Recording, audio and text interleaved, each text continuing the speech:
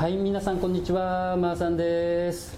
今日はですね、マーさんガレージ始まって以来の、特別企画というか、なんというか、ゲストの方に来ていただいてます。じゃじゃーん、人間椅子の輪島真二さんに来ていただきました。はい、バンド人間椅子でギターとボーカルやってます。輪島真二です。よろしくお願いします。よろしくお願いします。よろしくお願いします。ありがとうございます。今日は来ていただいて。いや僕はマーさんの大ファンなので、あえて光栄です。本当にすみません。いえ、とんでもない。もう動画見てる方はね、どういうことみたいな。いや本当に特に人間人椅子のねファンの方はもうどういうことみたいなふうに思うと思うんですが、僕もなんかえらいことになったなという感じでして、本当にありがとうございます。最初から説明しますと、一番最初僕人間椅子を存じ上げなくて、今年の春ぐらいでしたっけでしたね。はい。ちょうどアルバム出してのYouTube で。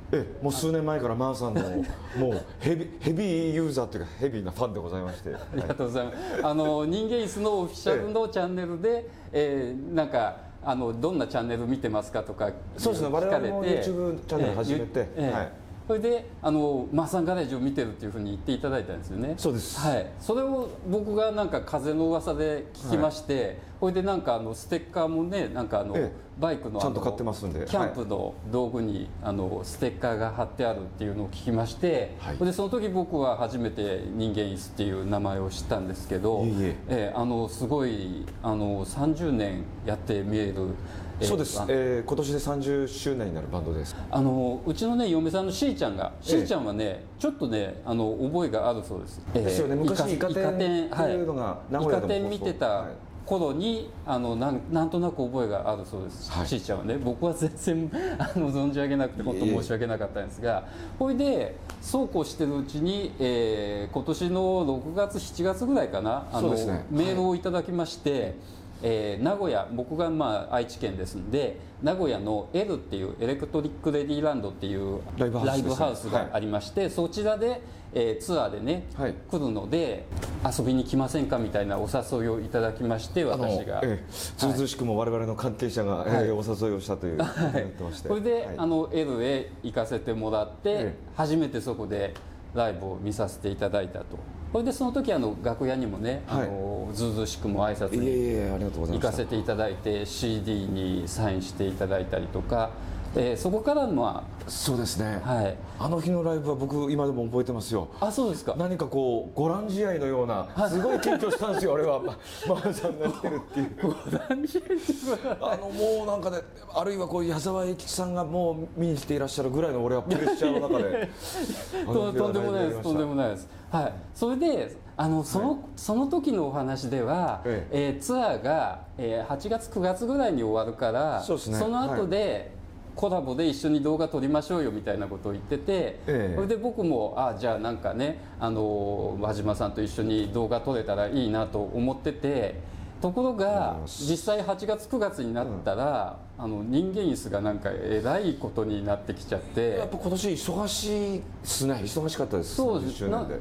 時期的にもちょうどあれですよね。僕が見させていただいた6月7月ぐらいから急になんかガーッと結構 いわゆるその新しいアルバムで、その無常のスキャットっていう曲を MV 作ったんですけど、それがいわゆるバズったみたいになって、そうですよね。 YouTube ですごい再生されて、無常のスキャットという曲ね、皆さん聞いたことのない人はもう今からでも聞いていただきたいと思うんですが、ハードロックっていうもんを僕になんていうの分からせてくれたっていうか、一応王道のハードロックだと思ってます。そうですよね。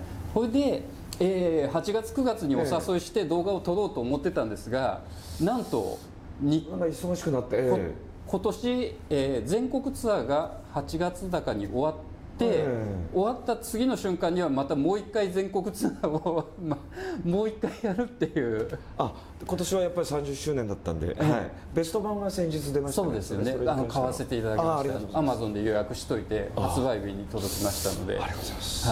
それで、2回目の全国ツアーでちょっと忙しくなっちゃったので、ツアーしてるって分かってるのにお誘いするわけにもいかず、ずるっともう12月になっちゃって、なりました。それでようやくね、ようやくって言ったら変ですけど、2回目の全国ツアーも昨日中野サンプラザで盛大に終わりまして、はい、ですから皆さん今この動画撮ってるのはですね12月14日、はい、中野サンプラザのもうすでにもう伝説になったでも本当にそうですよね。本当にもう昨日のライブはちょっと伝説になるんじゃないかという。まあ初めてやらせてもらったんで、サンプラザ、はい、30年かかったんですけどね、サンプラザでやるまで、はい、でやっぱ感慨もひとしおでしたし、はい、お客さんがなんかねすごいソールドアウトで一緒にソールドアウトして、おかげさまで、はい、僕は2階席で見させていただいたんですけど、はい、もう2階席なので逆にねお客さんと人間椅子と一体になってるのがよく見える、そうですよね、はい、感じで、本当にすごいライブです。その翌日にはい、僕がずうずうしくもですねちょっと撮影しましょうよっていうことでお呼びして来ていただいたと、はい、もうですからね中野サンプラザの前からアドレナリン出てるじゃないですか、はいはい、でまあちょっと、結構明け方まで飲んで、でも今日はマーさんと会うということでまたこのワクワクして2日間が遠足が2日間続いてる感じでございましていや、はい、ちょっと寝不足です、はい、そうですよね、以上が僕と輪島さんが一緒に動画を撮ってる経緯というかね理由なんですけど、納得いかない人も多いと思いますがなんとかご納得いただいて。俺はマーさんの大ファンの人に「すいません」と言って「すいませんこんな若輩者が申し訳ありません」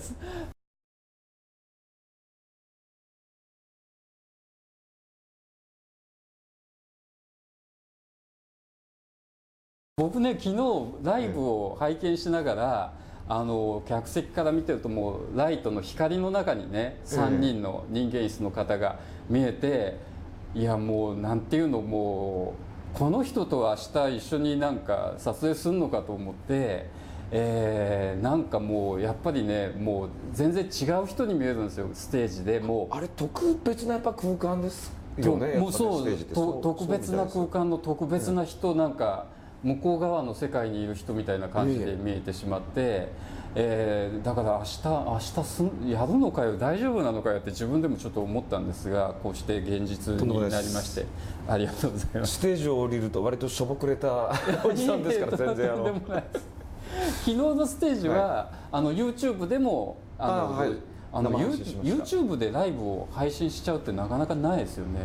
そうですね。しかも特別スパチャとかも多分なく昨日だったんで、すごいですよね。これであれが全世界に配信され、これで昨日のステージが昨日ね発表されてましたけど、映画になる。一応映画にしようということで、そのカメラも昨日入ってて、なんかねカメラがやたら多いな、その YouTube の配信だけにしちゃえらいなんか物々しいなと思ったんですが、昨日のライブを映画にする。で来年のある時期に公開しようということで、あまりまだ詳細言えないですけど、はい、映画っていうからには映画館でやるやつです。すごいですよね。それも楽しみにですんで、ある意味伝説的なライブでした。昨日はね本当に僕もねなんて言うんでしょう、楽しめたというか、よかったです。はい、ハードロックのライブのなんていうの見方が分かったっていうか、L でね見た時はやっぱりちょっとまだ耳だけで聞いてるようなところがあって、ちょっと静かな瞬間がないとねギュインギュインが気持ち悪くなりますよね。すいません。ずっと耳だけで聞いてるようなところがあったんですけど、昨日は割とねこう上半身全体ぐらいで聞いてる感じになってきて、ホールですからちょっと聞きやすかったかもしれないですね。そう、でもう2、3回ライブ見たら多分こう全身で聴けるようになるのかなと思って、だいぶ慣れてきて、やっぱり事前にね CD で曲も聴いてると分かる。それ大事みたいですね。やっぱ曲知らないとね。そうですね。はい。昨日はねなんて言うんでしょう、ノリのいい曲というか乗りやすい曲が多かった。ヒットメドレーを昨日はベスト版出したということでありましたので、だったのでそういう曲、乗りやすい曲が多かったので、そういう意味でもずっとねあっという間の、でした。よろしければ映画を見てください。そうですね。来年公開しますんで。はい。後ろに置いてあるのがですね、輪島さんの愛車バイクだということで、はい、今年、はい、ちょっとこうカスタムしてみたバイクです。割と買われたばかりというか、ですね、今年のゴールデンウィークぐらいに買って、今年の春ゴールデンウィークに買って形になったのが、8月9月ぐらいなんで、今動画見てる方、これ見て形になったってどういうこと、新車のままじゃんって思う人もいるかと思うんですが、これなんていうんでしょう、フルカスタムされた状態なんですね。実はカスタムした状態がこれです。はい。輪島さん、このバイクの元々のバイクは何ていうバイク？元々のバイクはスズキのボルティです。ボルティ。皆さんこれボルティなんですよ本当は。僕もこれ見て写真で LINE で写真見させていただいてびっくりしたんですけど、もうまさに自慢するかのように俺LINE で写真を送りましたから。びっくりしたんですけど、だから知らない人が見ればパッと見て、GN250 ね、そう GN250 ノーマルのままねみたいに思うと思うんですが、ボルティを買ってフルカスタムして GN にしたということで、これで僕も輪島さんに聞いてみたかったんですけど、それはなんていうんです、そういうジャンルがあるんです？いやでも GN 好きな人がほら、GN125H っていうやつが密かな人気でございまして、そうですよね、超ロングセラーモデルですよね。あれバイク雑誌全然載らないけど、すごい走ってるんですよ。そうですよね。東京もいっぱい走ってるんだけど、で僕、ちょっと話長くなるかもしれないですけど、一時期ミッション付きのバイクちょっと乗らない時期があってスクーター乗ってたんですけど、やっぱもう一回クラッチ操作とかやりたいと思って、3、4年前に GN125H 買ったらすごい楽しくてですね、そうやってあれですね、雑誌のキャンプ行った時の雑誌の写真とかにも載ってたやつですよね。マーさんのステッカーを貼ってた GN で、でそしたらやっぱ鈴木の古い形がやっぱすごいかっこいいと思って、でもやっぱり125だとどうしてもパワー不足が相当パワー不足なんで、フォーストでね、で有料道路を走れませんから、で GN250 欲しいんだけど、ほぼ日本絶滅してるじゃないですか。そうですね、見たことないですよ。125は結構ありますけど、250はなかなかないですね。見たことない。で海外で売ってるみたいなんだけど、でそういう GN 好きな人が結構ボルティを GN 風にカスタムしてる人がやっぱいるんですか？いるんですか？できるんだと思って自分もいろいろ調べて、ボルティをベース車両として買って、GN にしようという感じで。すごいですね。やっぱそういうことしてる人がいる、GN250 の、ファンがいるっていうことなんですね。そうですね。結構125のタンクつけたりとか、ここまでいってる人はあんまりいないかもしれないですけどこの125のタンクなんです？いや一応250用っつって、某中国からアリエキスプレスとかあとタオバオとか中国ですごい出てるんですよね、パーツ GN 用の。そうなんですか。でそれでまずいろいろパーツ買いましたね。なるほど。タンク一つでもだいぶ苦労したんですけど実はこれ3つ目ぐらいです、タンク。そうなんですか。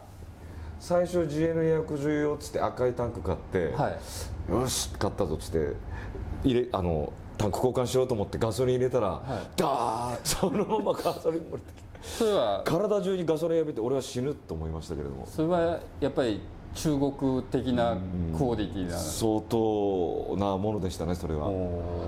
でなんかクリアランスも変でここにあんまりはまらなくて、それはでそれまずダメで、で一応 GN250 用の日本製の純正の中古タンクも持ってるんですけど、それは結構傷だらけだったんで、これもまた中国から買ったやつで、でもね合わないんですよ。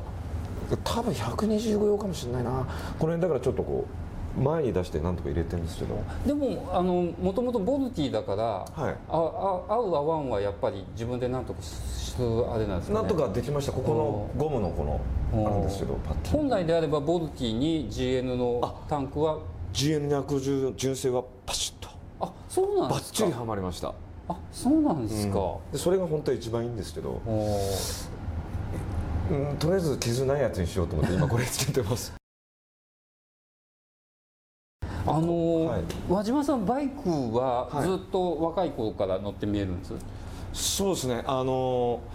すみません、一応マーサンガレージの動画なんで、どうしてもバイクがね、ずっとまさにそれが言いたいところです、はい、音楽の話できればいいんですけど、僕も全然詳しくないので分かんなくて、はい、高校自分の高校免許取れたんですけど、はい、まあ親がダメって言ったもんで、はい、で仙台で僕浪人したんですけど、はいはい、その時にまず原付免許取ったので、地元は仙台なんですか？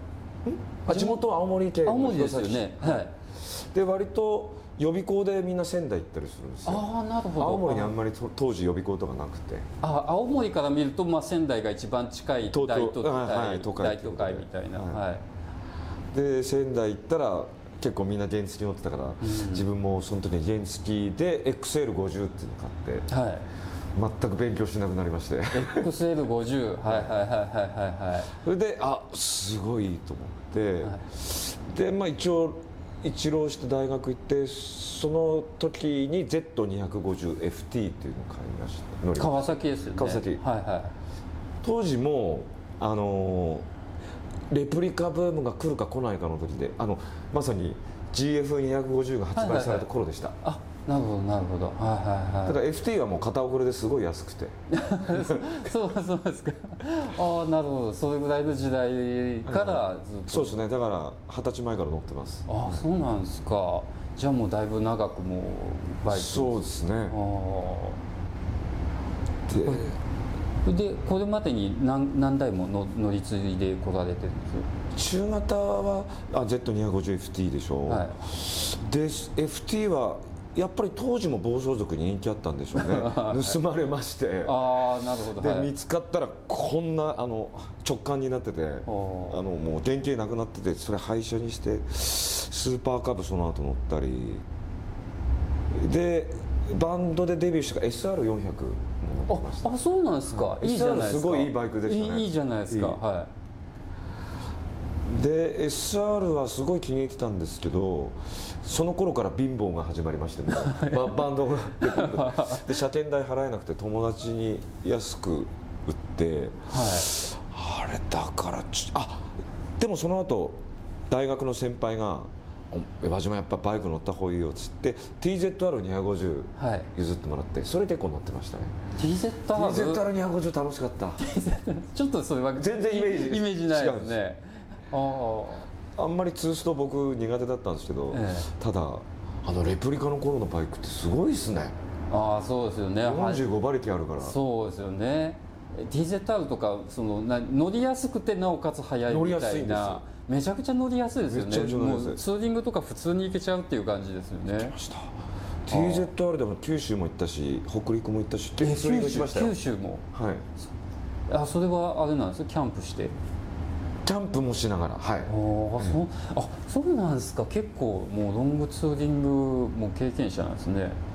自分田舎青森ですんで、やっぱバイクで泊まりながら帰るっていうのを学生の頃からずっとやってました。そうなんですね。で昔って野宿しても怒られない感じありませんでした？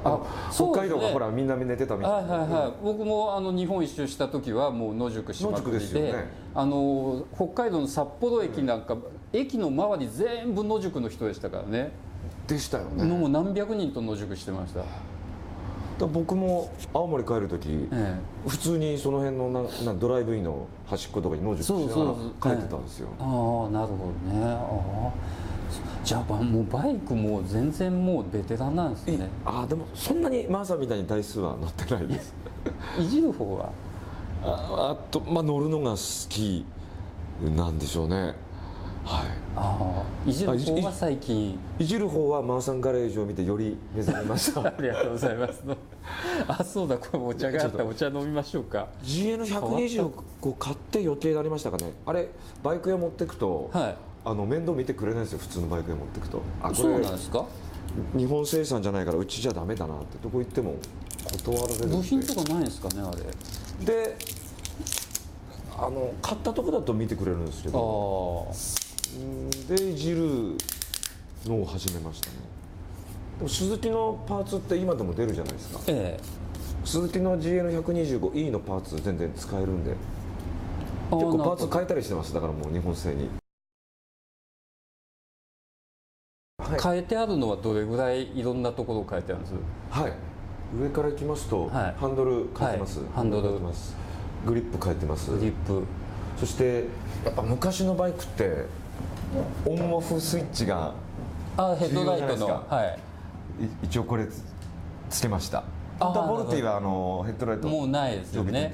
はい、これヤフオクで買ったんですけど、はい、GSXR1100 用のやつで、ジェベルのウインカーマーさん買いましたよね。はいはい、あれ GSXR1100 用じゃなかったでしたっけ？多分そんな感じなんです。これのこっち側からなんて俺は思ったんですけど、同じバイク乗ったことないかな。これも GSXR1100 用って出てて、後でそのヤフオクのどこで買ったか調べたら分かるかもしれないですね。でホイールとかって元はスポークじゃないですよね、ボルティって。本物の GL250 はスポークなんですけど、はいはい、キャストなんですけど、はい、ボルティはスポークです。ボルティがスポークで、はい、GN250 が、キャストなんですけど、そこはまあやっぱりね、スポークの方がちょっとここは面倒なんでスポークの前にします。いやまあスポークの方がまあいいですよね、それはね、見た目的にはね、その実用的にはまた別の話になりますけど、はい、ここはだから変えてないです。なるほど。はい、これでメーターはどうなんですかこれ？でワイヤー類このロングケーブルに変えまして、はい、そうかハンドルが長いので、ちょっとアップにしたんで、はい、でさりげなくこのマーサンガレージのありがとうございます何をつけつつの、はい、メーターも全部これ GN250 用っていうやつ。そうですよね、中国から古いスズキのメーターのこれ、はい、こういう形してて、ここにギアインジケーターがこういう古いスズキのあれですよね。いいでしょうか、ギアインジケーターちゃんと配線しました。ちょっとここを見てください。カメラさんここを撮ってください。1足2足3足4足5足と、この親切なスズキのでこれですげえスズキ乗ってるって気持ちになるんですよ、ね、はいこの配線でもスズキっていいのは本当はボルティこういうディアインジケーターのあれないじゃないですか、はいはい、でニュートラルスイッチのここについてるんですけど、共用なんですよね、この辺りのスイッチ。なるほど、変わってないわけですね。普通のギアインジケーター用のスイッチがここにつけれて、で配線こうやればいけました。でもこの辺もちゃんと全部自分でやってみるんですよね。はい、じゃあもう十分全然いじれるっていうことですよね。電気は割と、はい、そうなんですか。得意なんでやっぱエレキギターやってるせいか電気は割とまあ世間だとなんか電気が一番苦手っていう人多いですよね。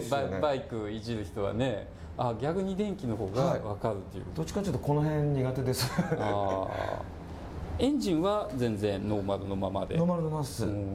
特別、はい。で、はい。タンクもそうだし、サイドカバーもこれも GN250 ってやつを買いまして、でウインカーですかね。ウインカーもこれ GN とか、スズキの GS400 とかもそうですよ。昔のスズキのウインカー、これが日本で買ってもよかったんですけど高いですよね、日本製だとね。で中国のパーツだとすごい安いんで買ったんですけど、届いたらですね、右リアが4つきましてセットで頼んだらここだけ4つきてどうしようみたいな。そうだったんですか。結局つける部品あるじゃないですか、ここなんですけど、これは鈴木純正でまた買い直して、でも4つつきました。すごいまめにやって見えるんですね。でこのテールランプもGN とか、RG250 とかについてる、昔の鈴木のテールランプです。これもでも中国で買うと安いんで、あとリアフェンダー交換、シートもそうですよね。これは GN250 用っていうのがあったです。その中国で売ってて、ちょっとこう2段シートっぽくなってて、だから GN250 ってちょっとアメリカンで微妙なアメリカンなんです。アメリカンと言いますか。ですよね。なるほど。振り切ってないアメリカンなんですよね。そうですね。昔のね、日本のアメリカンってみんなこんな感じでしたけどね。なるほどね。これもなんかちゃんとつかなくて、いろいろこう底編にしたりして何とかつくようにしました。なるほど。でちょっとシートこう高いんですよね、多分本物より。ああ、そうですか。わあ、まだまだいて、あと自慢の、はい、としましてはこのエンブレムっつうんですか、はい、今のバイクってこれないんですよね。そうですね。でボルティもこれなくて、やっぱここに S マークが欲しくて、はい、これは多分 GM250 のやつじゃないかな。 GM250 でも昔ってこれ黒の樹脂のまんまじゃなかったでしたっけ？あれそうですかね。ちょっと僕もあんまり覚えてないですけど、メッキでかっこいいですよね。そうで、これに一応リフレクター、リフレクター、はい、はいはい、つけました。おお、いやー、よくできてる。はい、ヘッドライトもここもいっぱい書いてるんです。ここも書いたし、ここも書いた。ああ、なるほど。なかなかこうやっぱまあ珍しいカスタムっていうことになるかなと。変わり者カスタムです。そうですよね。タコメーターがこれ電気式のタコメーター。なるほどね。これ売ってたんですよね、中国で。それ個人輸入もしまして、電気式タコメーター。このエンジンは本当何十年もずっと変わってないんですよね。なのでいわゆるオイルドレンボルトのワッシャー問題が、はいはい、あれ頭きますよね。あれ絶対ああなってますよね。どういうつもりでああなってるのか不思議なんですけどね、はい、鈴木の人にちょっと一回聞いてみたい。結局ドレンボルト買い直しってなるんですよね。こうマツダは、はい、純正です。純正、はい、ボルティの純正。ボルティの純正です。なるほど。とりあえず外観の綺麗なボルティ買いました。なるほど。はい、そういえばその名古屋の L で、楽屋に遊びに行かせていただいた時、ちらっと鈴木さんが言ってましたけど、なんかバイク買ったけど歪んでたんでしょって言ってましたけど。フレーム修正してますこれ。買ってみたらフレームがちょっとやっぱ曲がっていっちゃって、で良くなりましたよ、やっぱ修正して。バイク屋さんで直してもらったんですか？フレーム修正屋さんで。そうなんですか。ボルティだけどやっていいのみたいな言われ方して、結局フレーム修正する値段って変えちゃうんですよ。ボロボロのやつだと。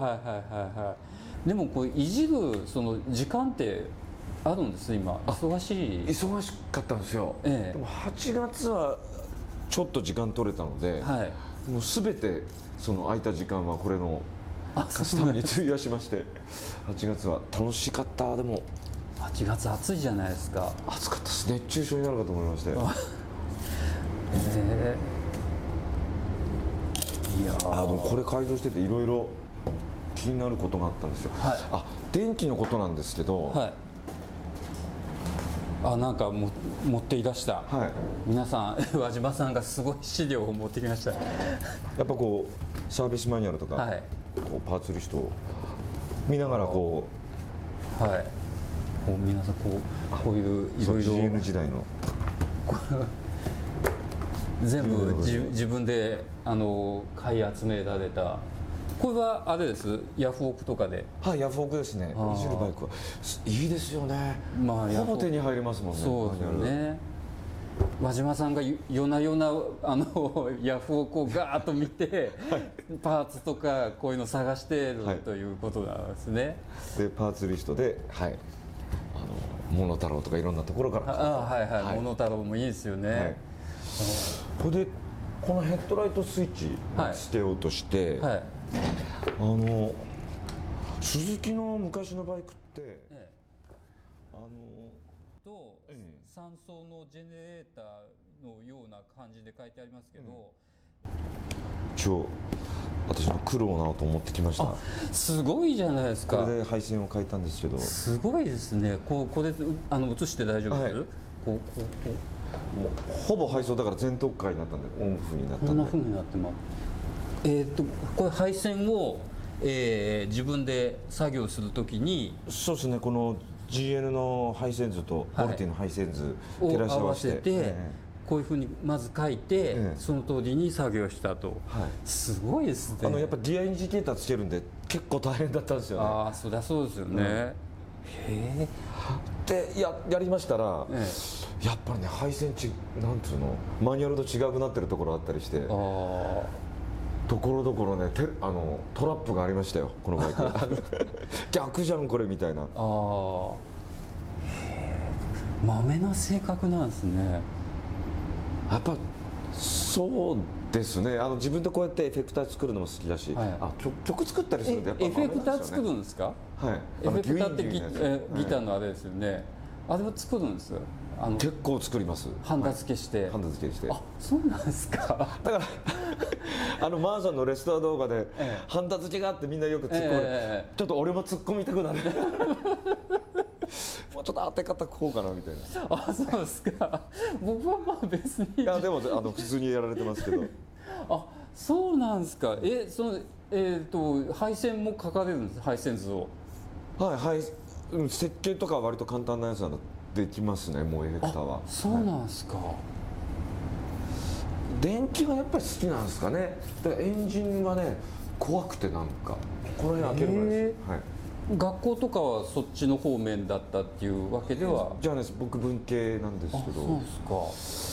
やっぱりエレキギター弾いたせいか自然に覚えている。ちょっと待って、エレキギターしてる人ってまあ世間にいくらでもいますけど、みんな電気に詳しくなるもんです。あ、ごめんなさい、逆です。むしろギタリストは電気に弱いんですけど。そうですよね。自分でエフェクター作る人っています？いや、少数派です。あ、今使ってるエフェクターもそういうのは。昨日中野サンプラで使ったやつ、半分以上自分が作ってます。そうなんですか。へえ、すごいですね。やっぱり必要はなんとかの母なり、必要だからやっぱりで本当貧乏な時代が長かったもんね。はい。作った方が安いんですよ、買うより。まあ確かにああいうのって買うとやたら高いですよね。でそんなしょっちゅう買えないんで、いろいろ音欲しかったんで、なんか自然にっていうか、まあエフェクターでも高度な処理してるやつは高いの分かるんですけど、ディストーションとかもやたら高いじゃないですか。あれは本当ね2000円ぐらいで作れますね。ディストーションは。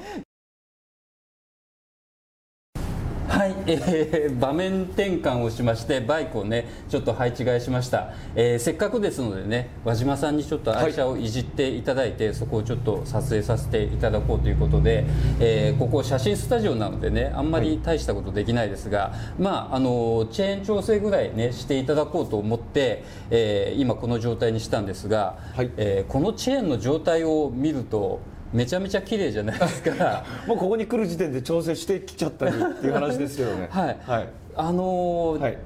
ひょっとしてチェーングリスにすごいなんかこだわりがあります。僕はですよね。これ見た時すごい綺麗だったので、なんか、特別な何か技とか何かあるのかなと思って。っていうのはもちろん僕も今まで普通にいわゆるチェーングリスでブシューってやってたんですけど、いわゆるルブうんこっちですか。あれが結局そのルブがガバーってついたやつ取って、またつけてってやるとなんかすごい時間かかって、この辺なんか大変なことになってる。そうですね。ホイールとかもバーッと汚れたりしますよね。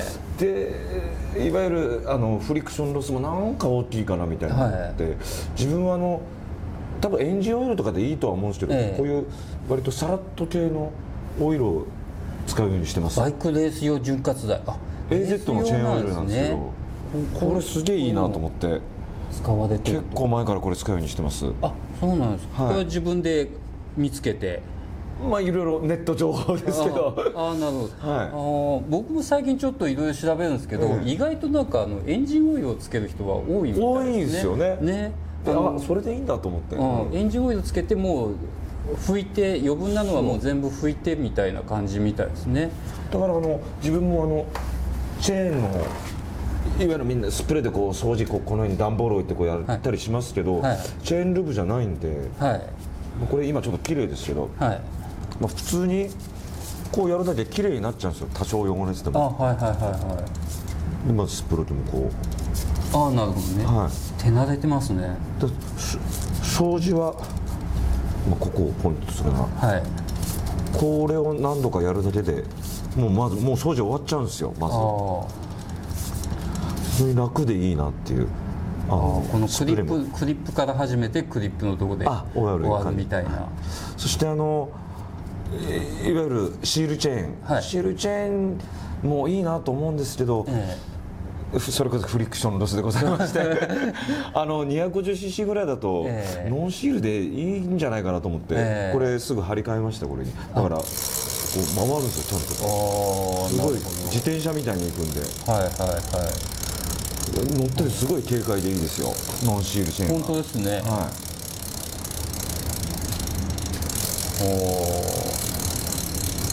はい、針調整ももうバッチリできてるわけですね。今、いい感じなんですよ。そうですね。次マーさんに会うんで、中野サンプラザの前の日にもバイクいじってまして。ありがとうございます。まあどうオイルを差すかでございますけれども、あとタイヤ回す方がみんな知ってると思いますけど、こっちじゃないですか。これだと手挟んじゃうんで、やっぱ僕の知人でいましたよ。エンジンかけながら絶対やっちゃいけないけど、指飛ばした人いました。なので絶対エンジンは切ってやるっていうことで、あとタイヤ回す方逆回しにして、挟まれないようにしてやると、いうことで、でこれをどう刺すかなんですけど、若干、20分ぐらいかかっちゃうんですけど、ちょっと老眼なんでこうやるんですけど1個ずつ刺していきます。マジですか。1個ずつ刺します。だからエンジンオイルダーの方が本当はいいんですけど、取れてる。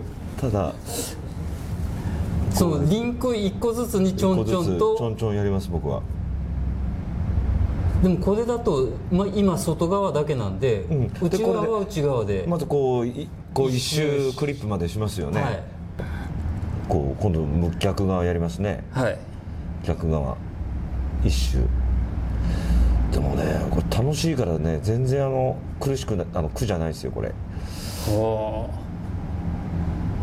こう一周しますと、一周しまして、まだ刺すところがありまして、やっぱこのコマが一番大事なんですよね。これが回るか回らないか。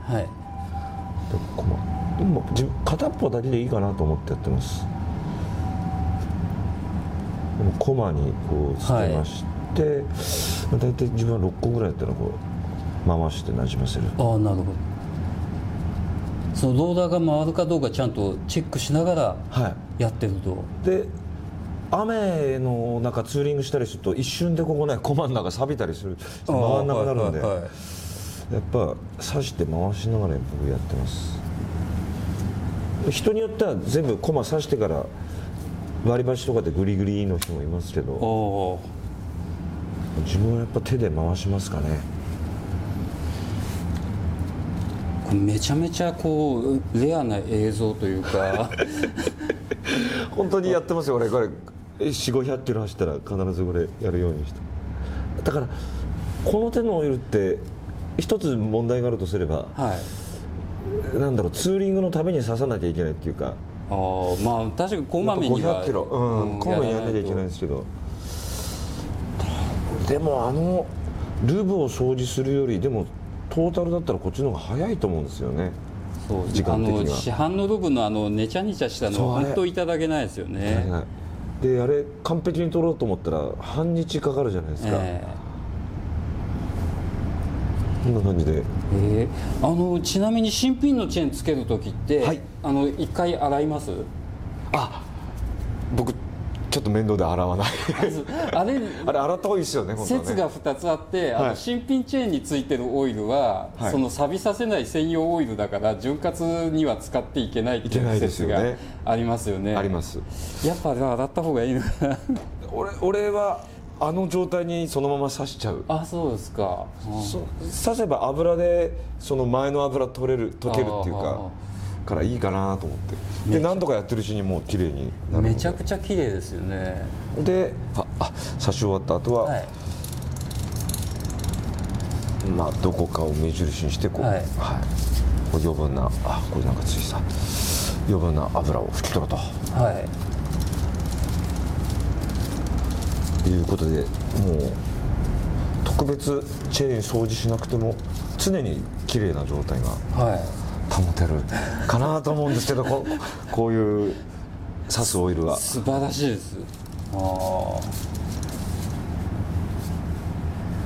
ちょっと飛び散りますけどね、粘土が柔らかいから、はいはい、でもそれも拭けばすぐ取れるんで。そうですよね、そういう粘土の低いやつですからね、すぐ取れるんで、もう軽やかに回る。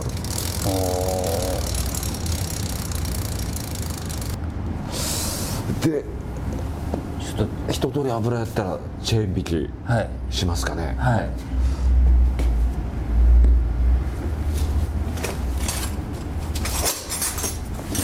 い、皆さんですね、どうぞお続けください。チェーン引きをしてくださいとお願いしましたら、自宅まで工具を、はい、マーさんもね自分の工具を一応持ってきたんですが、輪島さんが自分のでやりたいということで。そうですね、やっぱり使い慣れた自分の合ってるサイズのやつ、はい、取ってきていただいて、はい、取ってきていただきました。じゃあもうちょっと思う存分やってみてください。思う存分じゃあチェーン調整を、はい、チェーン調整も侮れないんですよね、はい、ちゃんとこのリアタイヤのあれやんないと。そうですね、で自分のこれに合ってるサイズをやっぱり皆さん買っていただくといいと思います。もうトネと KTC って言ってメイク、はい、統一性がないんですけど、すいません。でもトネいいですよね。最近僕もトネに新しい形のやつですね。そうですよね、そう最初やっぱ KTC かと思ってよく買ってたんですけど、トネは割とちゃんとしてて、それでまたそんなにも値段が。そうそうそう、はい、でこっちが17でこっちが19なんですけど、結構トルクあるんで手でいくかな。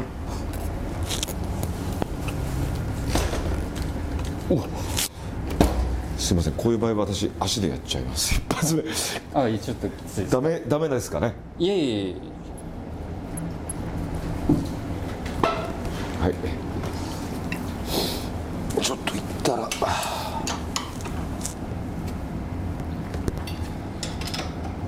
で、これあんまり緩めすぎないでいいと思うんですよね。はい、広がりすぎですね。もういい、こんなもんでいいと思います。でここを緩めるわけでございます。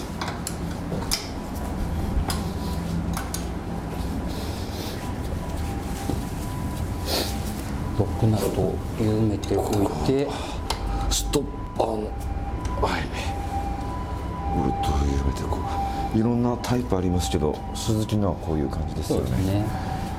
一応基本はこれ左右のメモリ合わせるのがいいんですけど、結構割といい加減だったり多分ガタつきがありますからね。はい、だからちゃんとやるんだったらこれチェーンガード外して、チェーンアライメントツールとかでこう見るとかいろいろあるんですけど、最近は自分はアライメントツールでやってもなんか変だったりするんで、もう乗って動かすようにしてます。微調整する、乗って、一番綺麗にまっすぐ走るなっていうところのポイント探して最近こうやるようにしてて、今ちょうどいい感じになってて。なるほどなるほど。で同じ感じで左右回せばいいと思うんですよ。一回ちょっと緩めちゃいますけど、これ6個分緩めようかな。すみません、ちょっと時間かかって、すごい今ちゃんとあれしてるところ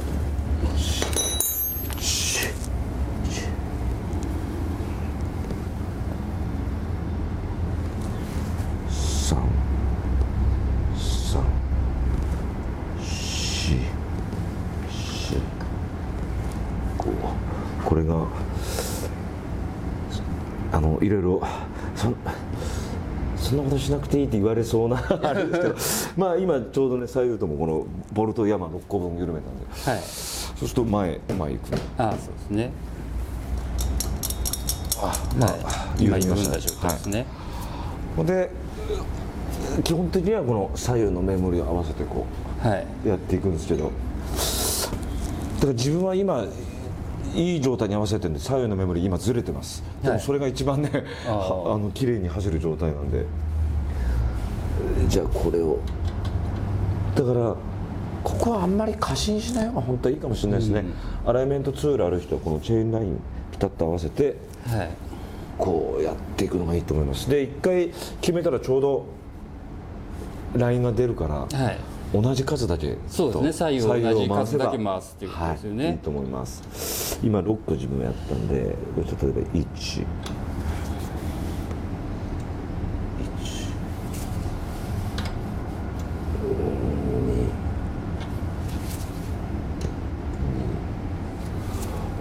本当ね、チェーンのメモリ、あ、ちょっと待って、3、数忘れる、喋ってること、3、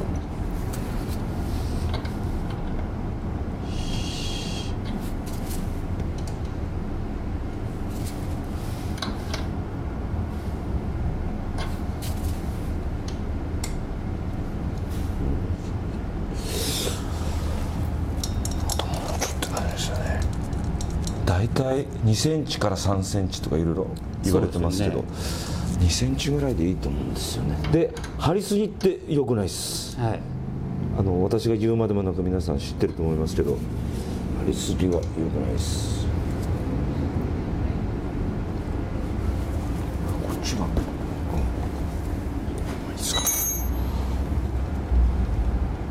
こんなんでいいと思うんですよね。そうですよね、はい、こんなんでいいと思います。で出ましたら、このままやってもいいし、なんかこうやった方がいいんじゃないかみたいな感じが、はい、あ、こういう使い方いいですか。いいです。かましちゃって引くとなんかちょっとグッていったりするかなと思って。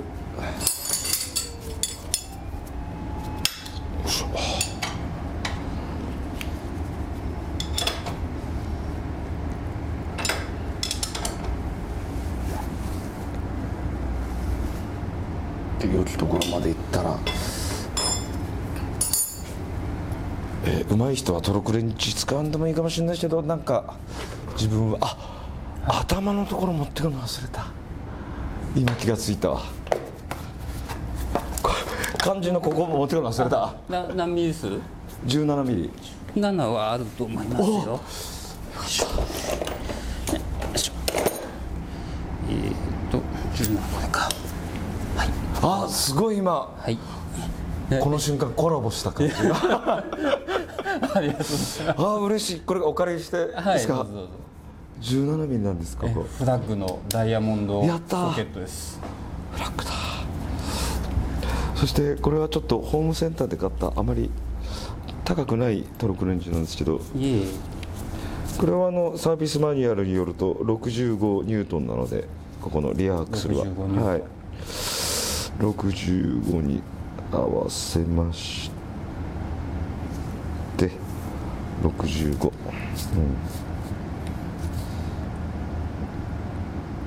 合わせまして、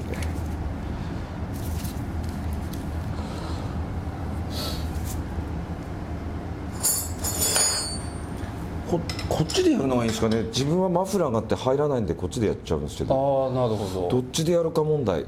そっちじゃねえって今言われてる感じがしますけどまあどっちかといえばね、それはナット側でやった方がいいでしょうけど、いいですよね。まあ本当はね、でもマフラーに当たるんじゃしょうがないですね。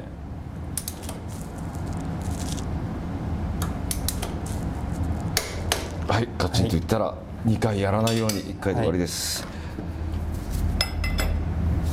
ありがとうございました。はい。そしてここを閉めるのを忘れないようにしてください。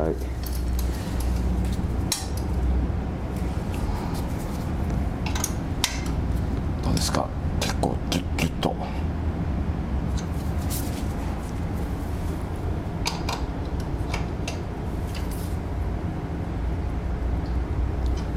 で、はい、チェーン調整が終わり、はい、そしてここで忘れてはいけないのは、チェーン調整するとここずれるんで、自分が同じ感じした時はリアブレーキのね、やっぱりリアブレーキ調整できるバイクがみんなあるんで、これは今こう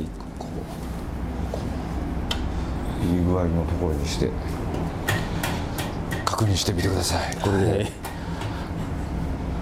どうでしょうか。こんな感じでありがとうございますいやいい映画撮れました。ありがとうございます。和島さんすごいこだわりというか、調整してます。はい。要するに豆ですよね。豆ですね。ある意味ロックンローラーっぽくないんですよ。俺は本当にロックンロールっぽくないんです。あんまり雑なことできないんですね。あ、そうなんですか。楽器とかこういう乗り物はすごい綺麗にしますね、手入れして。これはいはいはい。いやー、コラボできたーとか入れた。バイクって一個どっか調整するだけですごくこう乗り味変わるじゃないですか。そうですよね、分かりやすいですよね。楽しいんですよ。クラッチの遊び一つでも変わりますから。そうですね、はい、オイル交換とかしてもなんかエンジンの感じが変わったりとか、オイル交換して乗るたびに新鮮な気持ちを味わえますよ、あれ。どうもすみません。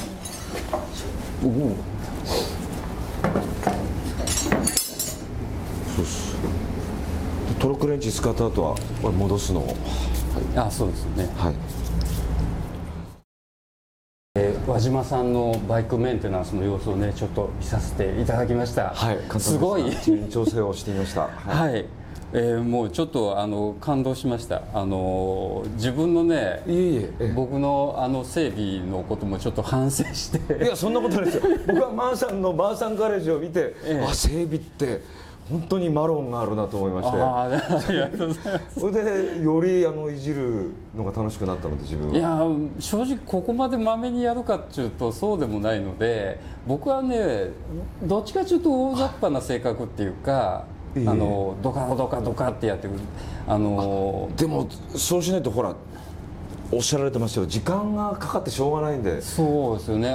前にどんどん作業を進めていかないと、なかなか終わらないので、本当にね、こだわる気になるところ全部やってるといつまでたっても終わらないので、僕の考えですけど、永久に終わらず永久にバイクが走らない状態で永久に作業していくのがいいか、ある程度妥協しても仕上げて道路の上を走らせるのがいいかっていうとこだと思うんですけど、でも僕は今日ね、輪島さんの作業を見てね、いや、もうちょっとちゃんとやらにはいかんなと思って反省しました。いや、そしてあれですよね、人それぞれこだわりがあって、だと思います、みんな。オイルの差し方一つでもこだわりがあって、それが明らかに間違ってる方法だったらいけないですけど、そうでなきゃそれぞれがね、やりたい自分なりにこうやってやるっていうのが一番いいわけですよね。一番いい付き合い方だと思うんですよ、それが。今の作業なんかだとオイルをちょんちょんちょんちょんと刺していくと、なんていうんですか、その間は俗な言い方ですけど、嫌なことも忘れみたいな。楽しいんです。そうですよね。なんか分かる気がします。いや、ありがとうございます。いや、今日はもう輪島さんがね来てくださるということで、僕もちょっとね、こんなね、こういった撮影はしたことなかったので、ちょっとどうなるか心配だったんですけど、非常にいい撮影ができました。ありがとうございます。こちらこそ。僕はとにかく自分のバイクをマーさんに見てもらえて、すごく光栄な時間を過ごさせていただきました。人間椅子はこれから、次はもう海外が次の大きな年内ちょっとイベントありつつの、大きなイベントとしては、来年2月にドイツとイギリス、ドイツいっぺんに回ってくるっていうことなんですか。一気に回ってくるんですけど、なんか昨日ライブで行きましたけど、3日間やるって。そう、新人バンドのように毎日ライブをこの年で新人バンドのドイツで3日やり、ドイツで2日間やって、ドイツで2日間やり、でドイツで2日間やった次の日にイギリスで、連続でやるってそういうことなんですか。ドイツで2日間やり、次の日移動、次の日ロンドンでっていう移動日じゃなくてそういうことなんですか。3日連続っていうのは、めっちゃ大変じゃないですか。めっちゃきついんです。やっぱり、ドイツもそうですけど、イギリスっていうのはやっぱりロックンロール、聖地ですよね。ですよね。やっぱり本家本元本場でやるっていうことですよね。すごい。ぜひ頑張ってください。頑張ります。僕が頑張ってくださいっていうのもなんか変ですけどね。もう人間椅子的には僕は単なる一ファンに過ぎないので、難しいことも何も分かんないですけども、ぜひね、海外公演成功していただいて、これからもどんどん海外でもね頑張ります。はい、YouTube とか見てるともういろんな国の言葉で書いてあるじゃないですか。そう、あれは光栄ですね、本当ね。本当そうですよね。はい、じゃあ頑張ってください。そして海外行っても欠かさずマーサンガレージ動画見てる方、ありがとうございます。